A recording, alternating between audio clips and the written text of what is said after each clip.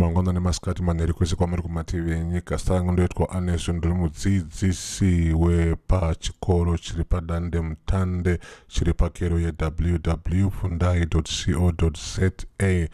Nhasi toda kuti titaure nenyaya yekuzvihwandisa padandemutande tichishandisa isu chigadzirwa chatinoti icho VPN chakamirira icho chihwandehwande padandemutande. Kupinda padandemutande nekuchaya runhare zvinhu zvakafanana. Kune mhando dzezvigadzirwa zvechihwandehwande padandemutande zvinokupa kodzero yekuti vanhu vasaziye kuti runhare rwako uri kuruchaya uripi.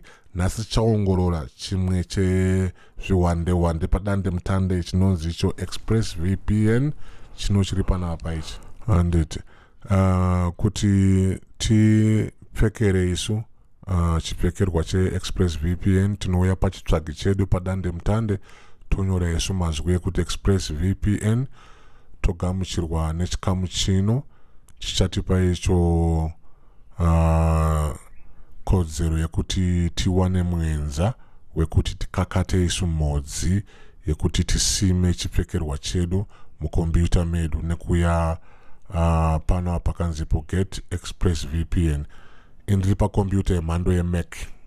Ndabaya pakanzi get Express VPN chamba ndagamuchirwa nechikamu chino chine mitengo yakasiyana siyana kubva pa $12.95 pamwedzi kuya ipo pamutengo wakaderedzwa unosanganisira kutenga $100 zvinosanganisira mwedzi 12 zvinova izvo zvinobva zvadonedzawo mutengo wako wepamwedzi kuti uve wava pa $832 pamwedzi. Imwe nzirazve yekutenga ndeyekutenga muchidimbu chemwedzi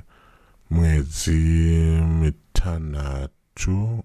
Mutengo wacho ndo uri panapa uyu $60. Handiti unogona kushandisa iwewe PayPal kana kutenga nemabitcoin kana kushandisa mavisa card ako.